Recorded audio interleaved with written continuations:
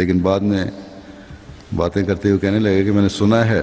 یہ دیکھیں جہالت کا جو تصور یہ صرف پرانا نہیں ہے کہ آج اس پڑھے لکھے زمانے میں اور یورپ میں بھی یہ تصور قائم ہے.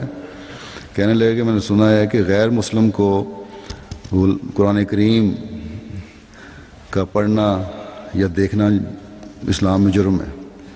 میں نے کہا آپ کو یہ کس نے بتایا؟ کہ ابھی آپ نے تلاوت سنی، اس کا ترجمہ سنا. حضرت صلی اللہ علیہ وسلم تو تمام دنیا کے لیے آئے تھے، تمام انسانوں کے لیے آئے تھے. اعلان کروایا اللہ تعالیٰ نے آپ سے. اور قرآن کریم تو ہر سعید فطرت کے لیے رحمت اور علاج ہے. اس لیے بالکل غلط آپ نے سنا ہے، بلکہ ہمارے ترجمے چھپے ہوئے ہیں، آپ کو دیے جائیں گے، آپ پڑھیں. یہ ہے تصور قرآن کریم کی تعلیم کا. آج بھی بعض جگہوں پہ پیش کیا جاتا ہے بعض مسلمان حلقوں کی طرف سے. اور احمدی جو قرآن کریم کی اشاعت کے لیے کوشش کر رہے ہیں، اس پہ روکیں ڈالنے کی کوشش کی جاتی ہے. گزشتہ دنوں سیمینر میں ذکر کر دوں کہ بھارت میں، انڈیا میں، دہلی میں ایک نمائش ہوئی قرآن کریم کی، اور بڑے اچھے علاقے میں بڑی وسیع نمائش تھی، اور بڑے خوبصورت طریقے سے سجائی گئی قرآن کریم کی تعلیم کے بارے میں. اس پہ ہندو، سکھ، عیسائی اور اچھے پڑھے لکھے مسلمان بھی اس میں آئے، دیکھتے رہے. 3 دن کی نمائش تھی، لیکن تینوں دن، پہلے 2 دن تو علماء جو نام نہاد علماء ہیں انہوں نے اتنا شور مچایا اور پریشر ڈالا کہ وہاں حکومت کو خیال پیدا ہوا کہ فساد نہ پیدا ہو جائے. اس لیے تیسرے دن حکومت نے پھر درخواست کی جماعت کو کہ یہ نمائش بند کر دی جائے. وہاں کے بڑے بڑے اخباروں نے بڑی تعریف کی اس کی کہ بڑی اعلیٰ نمائش تھی، اور قرآن کریم کی تعلیم اور قرآن کریم کی حکمت کے بارے میں ہمیں اب پتہ لگا ہے. بعض مسلمانوں نے یہ تبصرے کی ہے کہ ایسی خوبصورت علم تو ہمیں پہلے تھا ہی نہیں قرآن کریم کی تعلیم کا.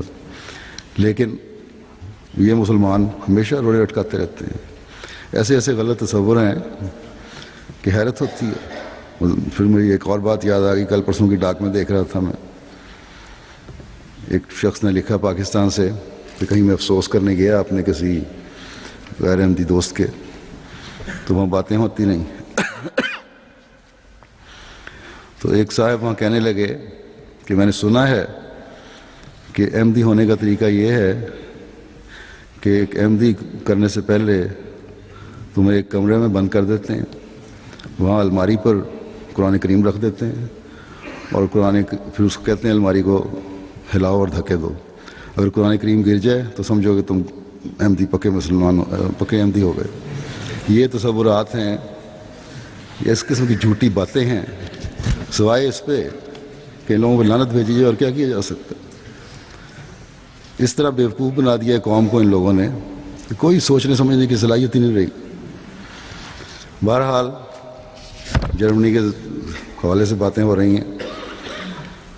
تو جرمنی میں فرینکفرٹ کے قیام کے دوران، جیسا کہ آپ نے ایم ٹی اے کے ذریعے بھی دیکھ لیا کہ خدام اور اطفال اور لجنہ کے اجتماعات بھی ہوئے، ان میں شمولیت کی. اللہ تعالیٰ کے فضل سے میرے وہاں جانے اور اجتماع میں شامل ہونے کے فیصلے میں اللہ تعالیٰ نے بڑی برکت ڈالی. پہلی مرتبہ میں نے اجتماع